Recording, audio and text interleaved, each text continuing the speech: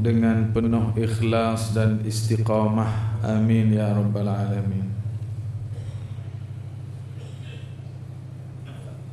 Saya rasa sudah pasti banyak kuliah-kuliah dan tazkirah berkenaan dengan cara kita nak menambah pahala sepanjang bulan Ramadan ini, melipat gandakan pahala. Jadi tazkirah malam ni cara-cara mengurangkan pahala pula. Kita nak share cara mengurangkan pahala untuk kita prevent lah. Prevention is better than cure.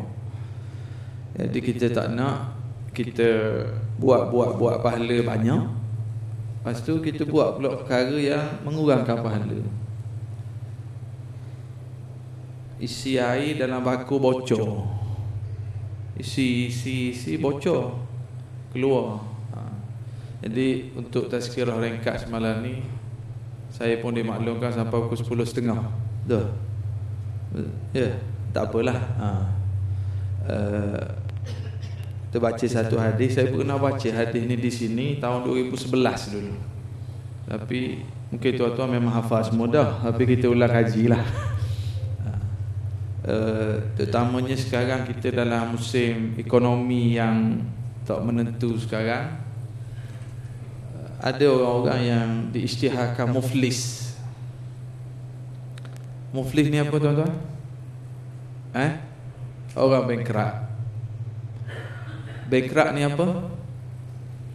Muflis. Tak pakai sahur kuliah kita.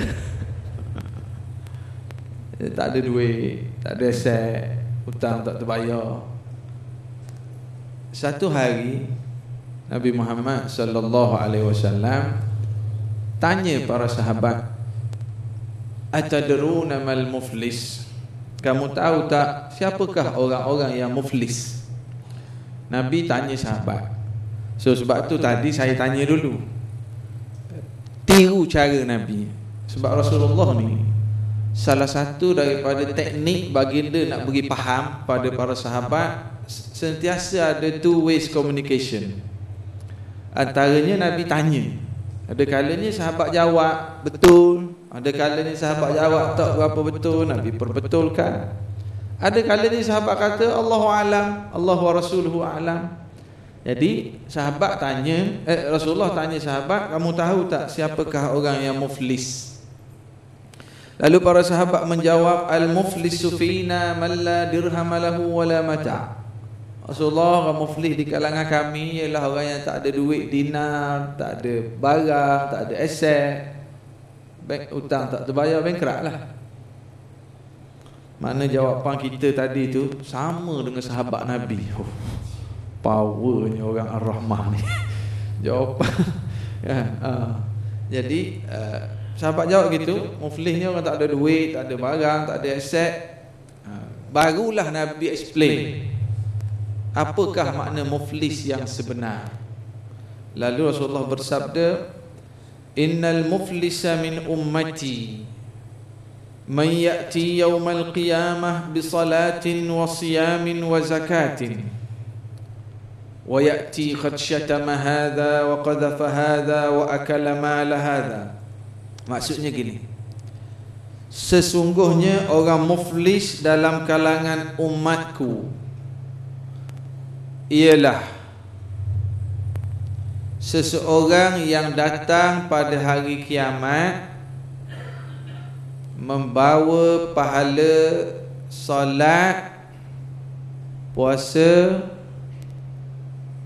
zakat. Sekali lagi saya ulang balik, sebab nampak ada muslimah macam tunduk ambil nota tulis. Gitulah mana-mana masjid, surau, pejabat kerajaan, korporat saya pergi, orang perempuan ni dia suka ambil nota. Kita pun semangat dia nak share. Orang lelaki biasa terus hafal. Ini kelebihan yang Allah beri untuk orang lelaki.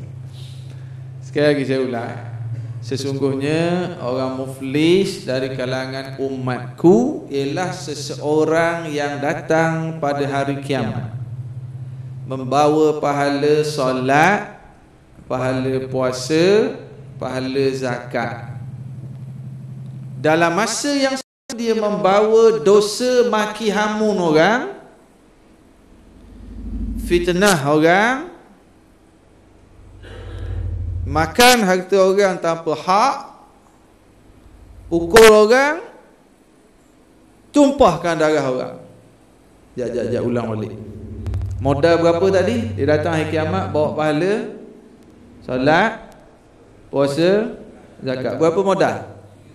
Liability. Dalam masa yang sama dia bawa dosa maki hamun, fitnah, makan harta orang tanpa hak. Dia kena penuh ayat ni, makan harta orang tanpa hak. Orang sedia more tu harta orang juga, tak apalah. Yang ini makan harta orang tanpa hak. Pukul, lepas tu tumpahkan darah orang. Berapa liability? 5. Okey, sambung maksud hadis. فيعطى هذا من حسناته وهذا من حسناته فإن فنيت حسناته قبل أن يقضى ما عليه أخذ من خطاياهم فطرحت عليه ثم طرح في النار. Lalu diambil pahala-pahalanya tadi, dibayar pada mangsa. Ada lagi mangsa, ambil lagi pahala, bayar lagi. Ada lagi, ambil lagi pahala, bayar lagi. Ada lagi mangsa, pahala dah kering dah, tapi ada lagi mangsa yang tak settle. Dah pahala tak ada, dah nak bayar. Lagi nak buat macam mana? Ambil dosa mangsa dia pikul, dia transfer liability orang. Ambil mangsa, dosa mangsa dia pula pikul. Akhir sekali dia kena humban ke dalam neraka Jahannam, waliyadzubillah. Ini orang-orang muflis di hari akhirat. Itu gambaran masuk hadis. Orang muflis gitulah keadaan. Okey. Orang muflis kat dunia boleh hidup tak lagi kalau balik kampung? Ada lagi kawan-kawan sekolah dulu, anak beranak injek modal. Duduk Kuala Lumpur bankrupt, silap planning bankrupt. Balik kampung kawan-kawan saudara mara injek modal, jual gua pisang, jual kepuk lekor. Adalah lagi boleh hidup. Kalau muflis di hari akhirat, siapa nak injek pahala? Masing-masing nak berlepas diri masing-masing. Muflis akhirat tak usah pujuk lah, memang takkan beri. Ingat tak dulu kita kawan kat dunia dulu, kita tengok euro sekali dulu kan. Boleh tak bagi pahala sikit, sorry lah. Hari akhirat ni minta maaf, saya tak tahu saya lepas tidak. Keadaan di hari akhirat, muflis di hari akhirat, siapa nak injek pahala? Pada hari akhirat, apa currency-nya? Ringgit Malaysia tak laku, US dollar tak laku. Currency yang laku dosa pahala. Itu je currency. Nak bayar saman, bayar dengan pahala. Bayar ganti rugi, bayar dengan pahala. Ni kita kata amalan yang mengurangkan pahala ni. Itu keadaan di hari akhirat. Okey, tuan-tuan. Orang muflis ni, dia semayang tak masa kat dunia dulu? Mana tahu dia semayang? Dia bawa pahala solat. Orang muflis ni puasa tak kat dunia dulu? Tahu dah jawapan, puasa. Mana tahu dia puasa? Tahu dah jawapan. Dia bawa pahala puasa. Ya, dia bawa pahala puasa, dia bawa pahala solat, dia bawa pahala zakat.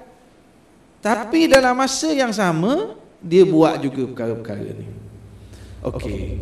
Seterusnya saya akan ringkas. Dalam bab dosa, dosa ada dua kategori. Dosa dengan manusia, dosa dengan Allah. Yang muflis ni dosa dengan siapa? Dosa dengan manusia. Kalau dosa dengan Allah lah kita ambil. Apa contoh dosa dengan Allah? Tak solat lagi, tak puasa, mesti lepas ni tak zakat lagi. Tak bayar zakat, betul lah tu. Dosa dengan Allah. Tak tutup aurat, datang surau tutup aurat, postman hantar surat, dah cepat makanan barang atas dapur dia keluar tak ke tuala kita tak pala sikit. Kan? Tak tutup aurat. Tu dosa dengan Allah. Balik cuti raya, duduk serumah mak mertua, abang ipar, abang kakak, ipar dua, tak peduli. Beratur kat bilik air nak masuk tandas, kembang. Itu dosa dengan Allah, tak tutup aurat tu. Dosa dengan Allah. Jangan kita cakap dosa dengan Allah je, tak? Bukan je. Dosa dengan Allah. Jangan lihat dosa, lihat pada siapa awak langgar perintah. Ada orang minum arak. Minum arak, dia kata, Ustaz, saya minum, saya tak mabuk, Ustaz. Entertain klien. Saya entertain, Ustaz. Dia order 5 kontainer sebulan, Ustaz. Saya tak mabuk, saya minum nak raikan dia. Ada orang cakap itu. Allah Akbar. Itu dosa dengan Allah. Taubatlah, jangan ceritalah kalau ada buat kerja gitu zaman-zaman dulu. Delete file, jangan duk cerita kat orang. Ustaz cerita tadi aku pernah buat. Tak payah cerita. Astagfirullah je. No arak. Makan babi tak ada kot. Sini panggil apa? Babi ke khinzir? Tak, sebab ada orang nasihat saya, Ustaz jangan sebut babi, kasar sangat dia. Sebut khinzir sopan sikit. Maka kita declare lah, sebut babi lah. Biar rasa haram, najis tu babi sebut. Sebab bila sebut khinzir tu rasa macam tak berapa babi je. Jadi biar jelas kan. Khinzir dia kurang kebabian. Dia betul, saya selalu sebut benda ni. Di akhir zaman manusia tukar istilah, dia nak liberalize. Tukar istilah. Riba, dia panggil apa riba? Bunga interest lagi, interesting. Faedah. Tukar istilah, nak liberalize. Ustaz, kawan saya dengan girlfriend dia kata, oh dia berzina. Ustaz jangan cakap berzina, dia telanjur. Dia nak tukar istilah, nak suruh jadi ringan. Rasuah, dia tukar istilah. Derma, pandai. Laju. Tukar istilah. Duit raya. Tukar istilah. Nak liberalize, dia nak dengar. Tak jadi halal juga tukar istilah pun. Babi, kita mandi wajib dia pakai serban, pakai jubah babi, kita bedak haram juga. Tak sadut make up tukar istilah lah. Saya bukan nak rasuah, Ustaz, biasalah bagi duit raya.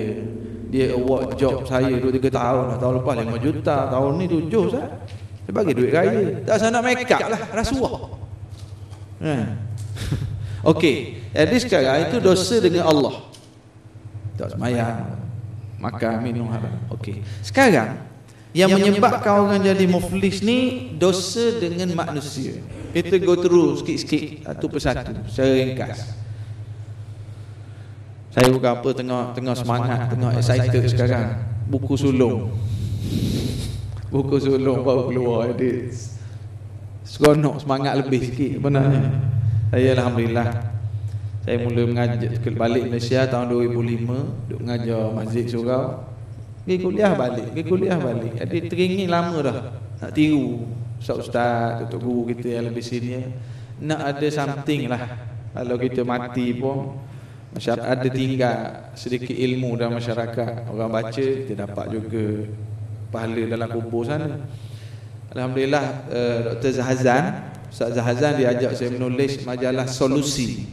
2 tahun lebih dah saya jaga kolom hadis. So baru awal tahun itu Ustaz Zahazan kata ada permintaan untuk buat kompilasi hadis-hadis. Jadilah 20 checklist akhlak. Tajuk je glamour, checklist. Benarnya 20 hadis yang kita pilih yang paling sesuai, kita kumpul, kita bukukan. Alhamdulillah keluar bulan 2 baru ni Ustaz Zahazan kata, Ustaz dah kita nak buat cetakan kedua dah. Alhamdulillah. Sebab kita harap benda ni spread, tersebar, orang baca kita pun dapat pahala. Tapi saya ni tak pandai nak tulis berat-berat. Kita tulis ringan-ringan. Dan yang seronok Telaga Biru ni, kita hantar word, dia make up, dia ada gambar, dia highlight doa, color. Alhamdulillah lah. Jadi orang muflis ni 5 dosa yang berkait dengan manusia. Yang pertama apa tadi? Dia ada dah pahala puasa, solat, zakat. Dia juga bawa dosa apa yang pertama? Maki hamu. Biasa siapa maki siapa?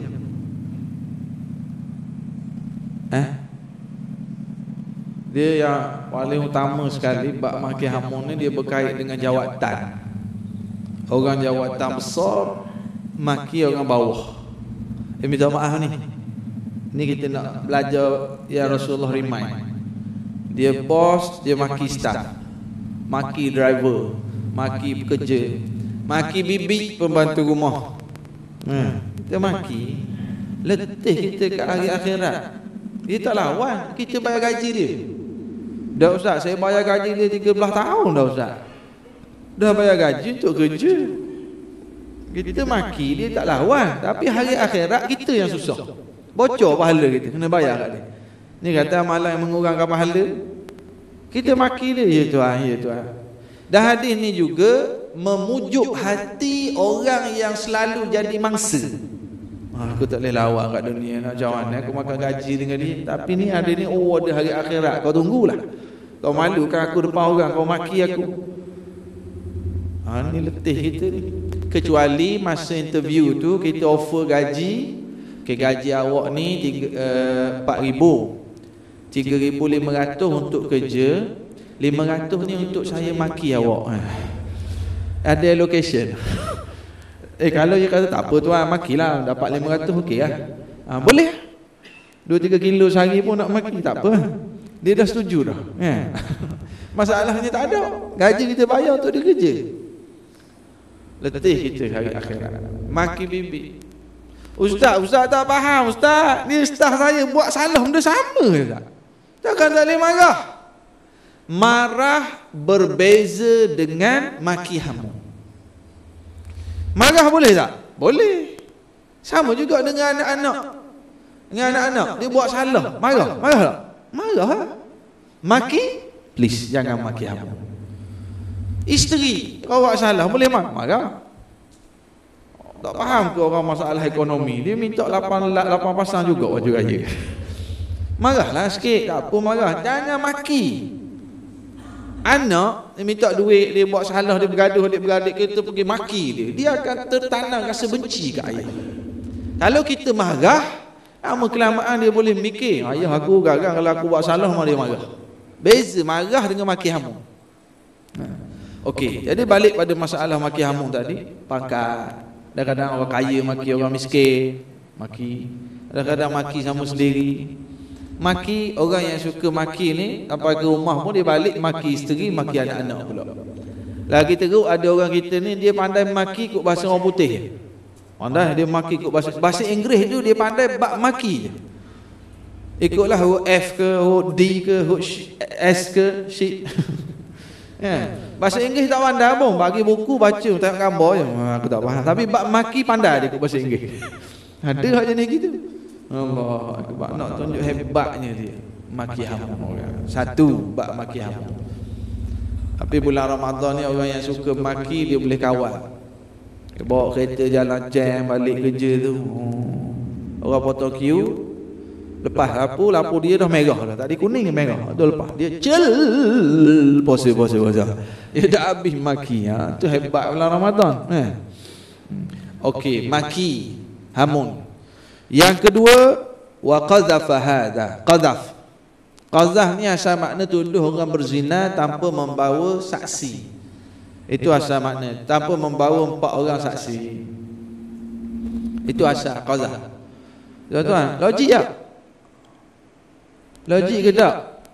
Nak jatuhkan hukuman zina kena ada 4 orang saksi yang menyaksikan perzinaan. Bila nak jatuh hukum ni? Logik tak? Mana ada orang berzina update status Facebook lu, petang ni saya nak berzina kat hotel ni. Mesti sembunyi. Dan nak jatuh hukum mesti tengok berzina, bukan tengok masuk bilik tutup pintu. Jadi kena ada 4 orang saksi. Dah sampai bila nak jatuh hukum? Logik tak ni? Relevan tak hukum gini kat dunia sekarang? Nak jatuh hukuman berzina kena ada 4 orang saksi yang tengok berzina. Logik ke tak? Hello?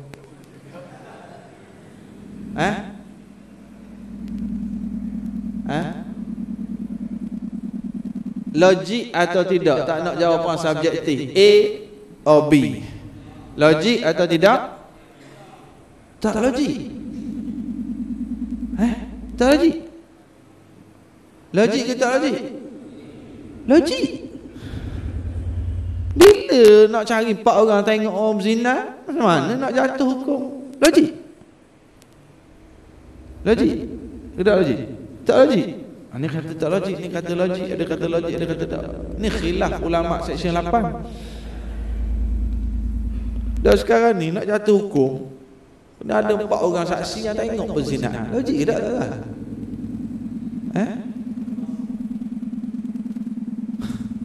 Kita sesuatu perkara untuk kita decide logik atau tidak, kita guna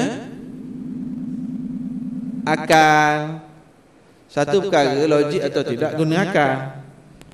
Kalau guna akal tak logik. Kalau guna iman, sadaqallah, sami'na wa ata'na. So nak guna iman ke nak guna akal? Bila akal tak mampu nak mikir, rasa macam tak logik, masa tu kena guna iman, tuan-tuan. Walaupun orang tak sokong, walaupun orang tak nak berkawan, kena guna iman juga. Walaupun tak dapat kursi, kena guna iman juga. Itu iman. Jangan kita utamakan akal. Tapi sebenarnya bukan payah sangat nak mikir tentang hukum hakam Allah. Ada perkara yang kita, tuan-tuan kalau dengar kuliah maghrib, sambil dengar kuliah maghrib itu tiba-tiba terkentut. Terkentut. Sebab apa nampak heran, orang sini tak kentut ke? Nampak macam heran. Biasa tak dengar kuliah kentut tak? Dia buat macam baiki-baiki baju gitu. Sebab tu saya minta nak sembahyang witir dulu baru tazkirah. Mana boleh kentut sebebas-bebasnya kan? Bila kita kentut habis kuliah maghrib nak sembahyang isyak, azan isyak, qamat, yang kentut tadi dia pergi ambil sembahyang, basuh apa? Muka, tangan, kaki. Apa tak basuh kat tempat kentut tu? Kat tempat kentut keluar tu. Apa tak basuh? Logik tak tu buat kerja tu? Kentut kat lain, basuh kat lain. Logik tak? Tak logik juga. Kentut kat lain, basuh benda lain. Tak logik. Tapi sebab apa kita bila dum kentut ambil sembahyang, dum kentut ambil sembahyang. Dum. Sebab dia dah familiar, dah mendeni sejak kita dah umur 6 tahun, 7 tahun, kentut ambil sembahyang, kentut ambil sembahyang, kentut ambil sembahyang. So, walaupun tak logik, kita kata kita boleh terima. Cuma hukum bab zina ni nak kena ada 4 orang saksi, tak apply. Lepas tu kita rasa macam pelik. Kita rasa macam tak logik. Dan banyak lagi lah benda. Tak apa, saya nak engkau kita balik pada isu kita ni. Tadi nak cerita logik tak logik, boleh terima tak boleh terima. Tapi dalam konteks muflis ini, fitnah ini bukan saja fitnah zina. Apa saja bentuk fitnah menyebabkan orang tu jadi muflis di hari akhirat. Kalau dia fitnah orang, apa saja bentuk fitnah. Fitnah dalam dunia bisnes, ada tak fitnah dalam bisnes? Ada. Jangan pergi kedai makan makcik tu basi jual juga. Kuih tak habis malam jual balik hari ni. Fitnah kedai makan tu. Jangan bagi kontrak kat dia tu. Delay buat kerja tu. Lepas 3 bulan bocor balik. Tu dia buat jalan raya, batu tak cukup, pasir tak cukup, tak payahlah 7 bulan berlubang dah jalan. Fitnah kompetitor berlaku. Yang kecil cara kecil, yang besar cara besar. Fitnah dalam dunia bisnes. Hari akhirat bayar dengan pahala. Kompetitor dia tak dapat tender dah, lingkup bisnes. Tapi dia hari akhirat kena bayar dengan pahala. Bisnes. Lagi fitnah dalam dunia politik. Ada tak fitnah? Banyak sangat. Parti A lawan parti B, fitnah. Nak kursi, nak menang, fitnah. Cara senang nak menang, fitnah. Ustaz, sebab tu ada kita kata jangan duk cakap sangat bab politik dalam masjid surau ni. Politik ini memang suka fitnah memfitnah. Jadi jangan duk ceritalah bab politik dalam surau. Siapa ajar? Itu penjajah aja. Biar kita tak ambil peduli bab politik. Islam aja Dalam masjid surau lah yang kita kena didik politik.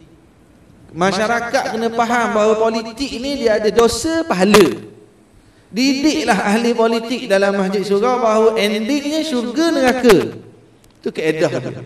Politik yang Islam ajar, bukan khusi yang paling utama. Yang paling utama nak masuk syurga dengan politik. Tu Tok Guni Aziz kata, apa ni duduk atas jadah sama je dengan duduk atas kursi menteri besar. Ada dosa pahala semua. Semua nak target bawa ke syurga. Itu kaedah politik cara Islam. So, fitnah dalam dunia politik.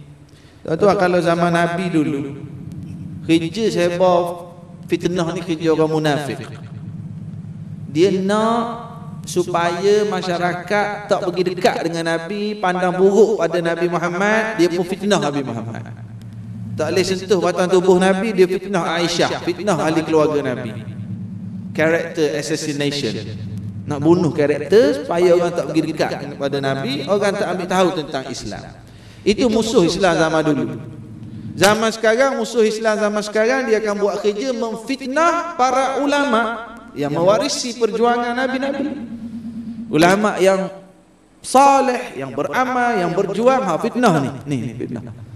Supaya ulama-ulama ini dipandang dipandang orang pandang tak boleh sangat ni, tak boleh dengar sangat. Fitnah. Orang pun jadi tak semangat dengan ulama. Bila jauh dengan ulama, jauh dengan agama. Bila jauh dengan agama, guna akal lebih pada iman. Ya, bila guna akal, khusi lebih penting pada dosa pahala. Maka balik pada kaedah Al-Quran, Al-Hadis, ada dosa pahala. Dan ini diingatkan berdasarkan ayat Al-Quran dan hadis. Siapa yang paling faham ayat Quran dan hadis? Itu kaedah dia lah. Maka fitnah tadi, fitnah di pejabat. Fitnah di pejabat ada tak fitnah di pejabat? Hak ni rajin bekerja, perangai elok, akhlak baik, kerja bagus kat office, muka comel, kerja perform, orang sayang. Yang dia ni datang kerja lewat, kerja tak perform, perangai hodoh, muka pun hodoh. Orang tak berapa sayang dia. Dia fitnah tadi, orang sayang. Deki, fitnah.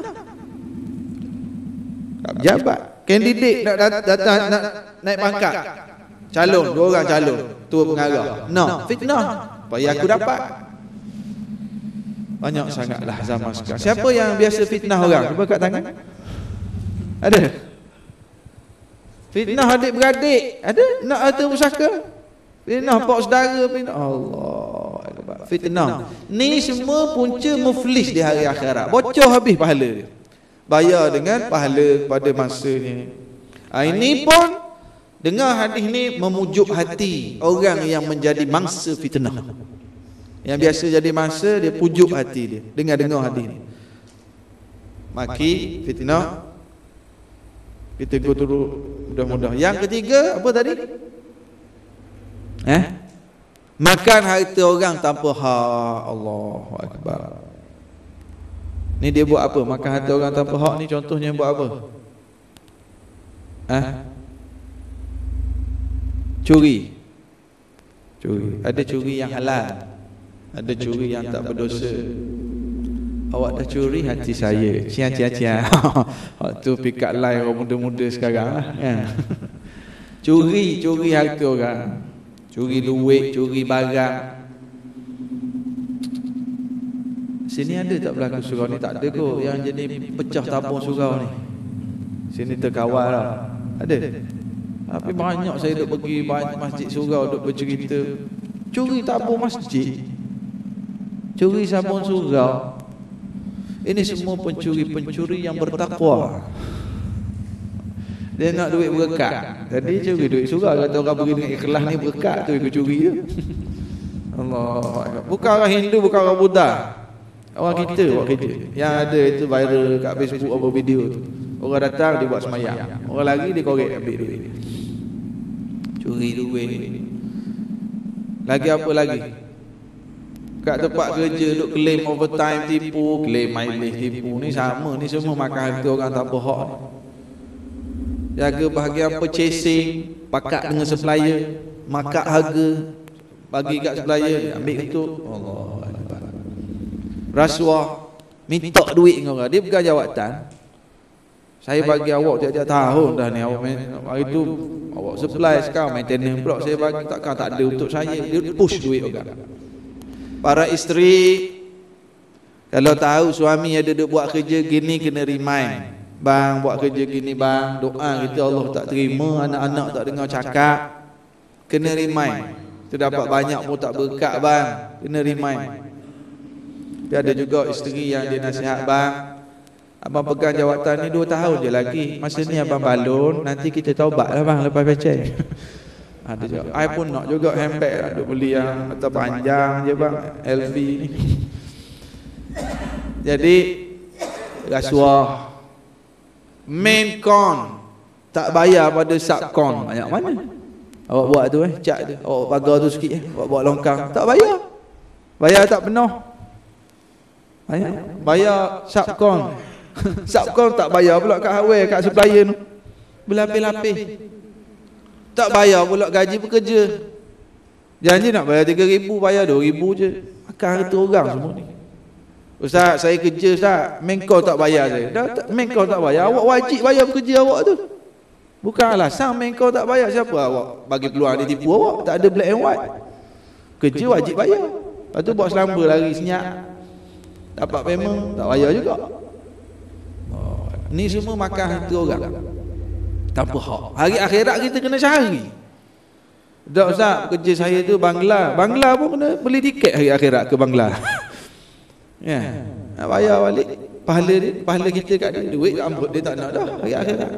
Makan harta orang. Menipu, bukan saja dia tipu customer dalam niaga, partner dia sendiri dia tipu duit. Ni makan harta orang. Berhutang duit orang tak nak bayar. Terawih semangat, selawat apa keluar orang tekak, hutang tak bayar. Ada yang macam tu. Yang peliknya umrah pergi, bisnes berkembang, hutang orang dibuat senyap.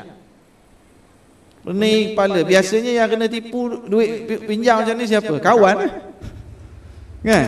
Kawan yang kena, sebab kawan beri 100-200 ribu, tak ada black and white, dah kawan tu yang kena tu.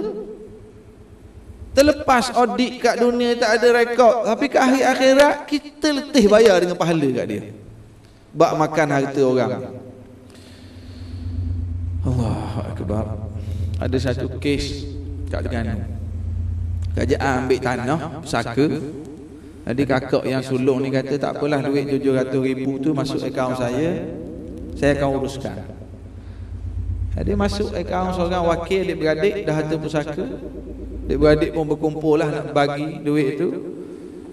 Kakak kata dia bagi dah kat anak-anak dia duit-duit tu. Oh senang.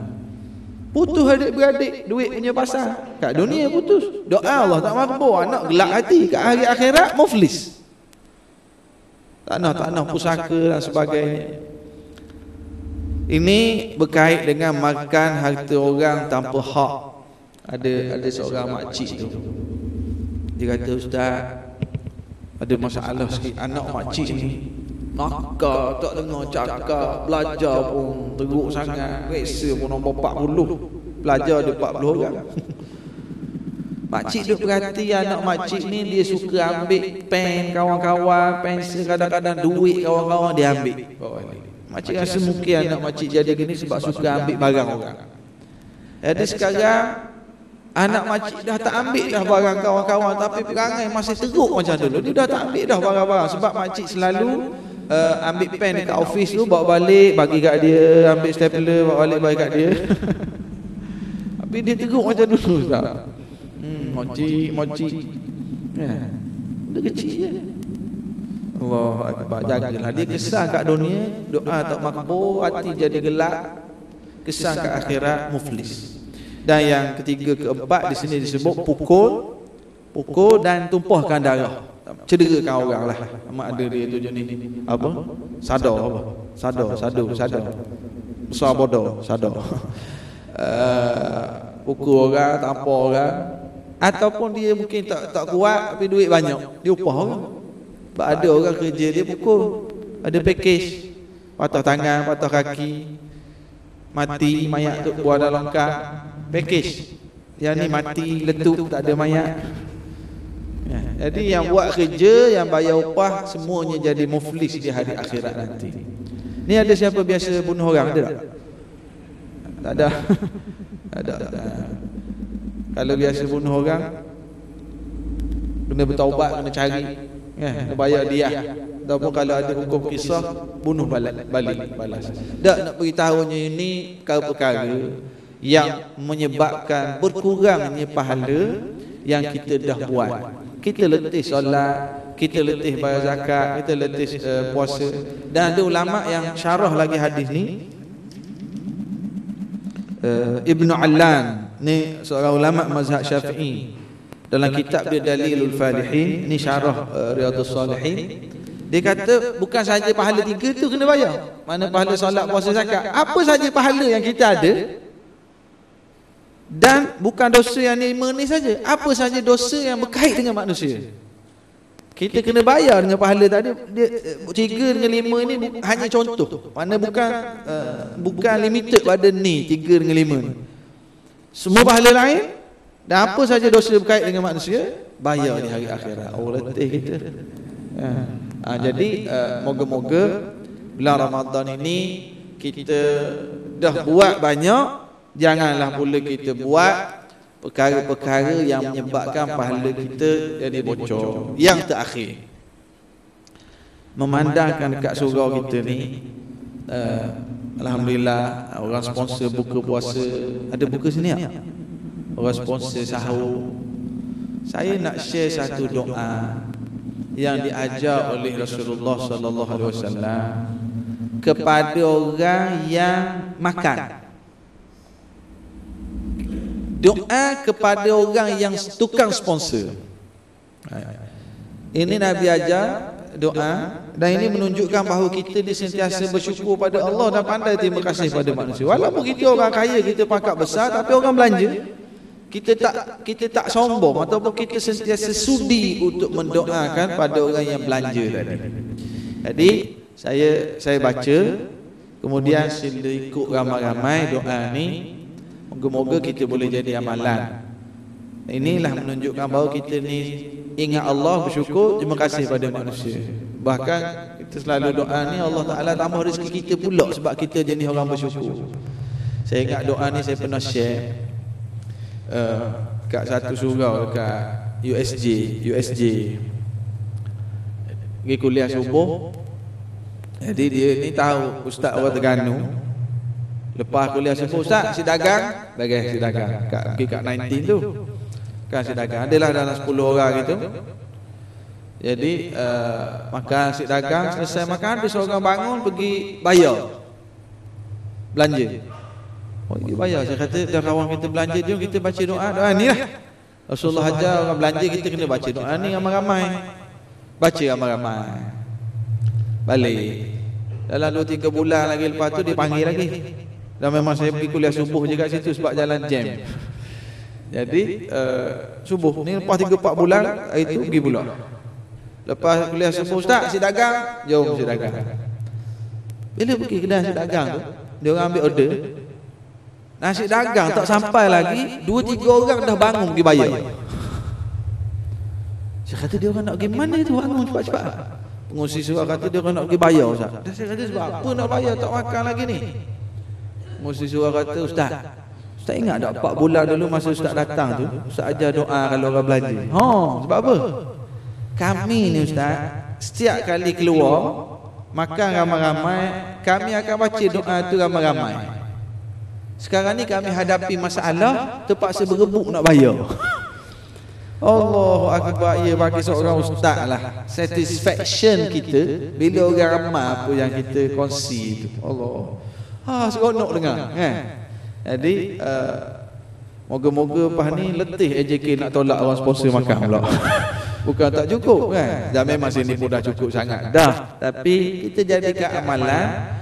Kita ni kaya dah, kita pangkat besar dah, orang lain belanja, kita tak kedekut untuk doakan dia. Dan moga-moga ini tanda kita ni orang bersyukur, Allah pula tambah rezeki pada kita. Kita baca sekali ramai-ramai. Kalau ada yang nak rakam pun boleh rakam supaya senang nak hafal lepas.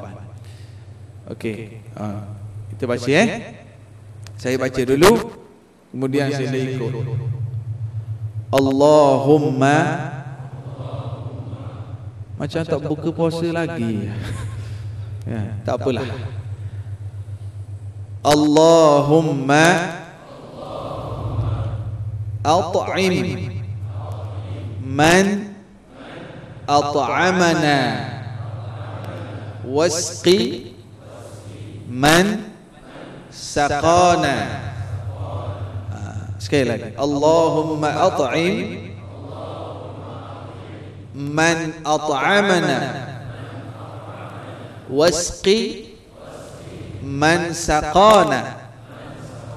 Dia maksud doa ni, Allahumma at'im man at'amana, ya Allah, berilah makan pada orang yang beri makan padaku, berilah minum kepada orang yang beri minum padaku. Bukan saja buka puasa, kita kawan-kawan belanja kat restoran, kawan-kawan ajak kita makan di rumah dia, kita makan di rumah dia, selesai makan, Allahumma at'im man at'amana wasqi man saqana. Kita tak sombong, kita tak kedekut untuk doakan dia. Last, Allahumma at'im man at'amana wasqi man saqana. Mana kita doa Allah beri makan, Allah beri makan, kita doa murah rezeki lah. Ya, kalau tak ingat yang bahasa Arab mu doa makna dia, cuba baca sekali ramai-ramai, 1, 2, 3, silakan.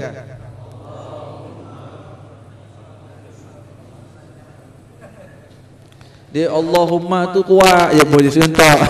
Mak belakang bolong sekali. Tak apalah. Ada orang rakam kat telefon tu boleh dengar balik.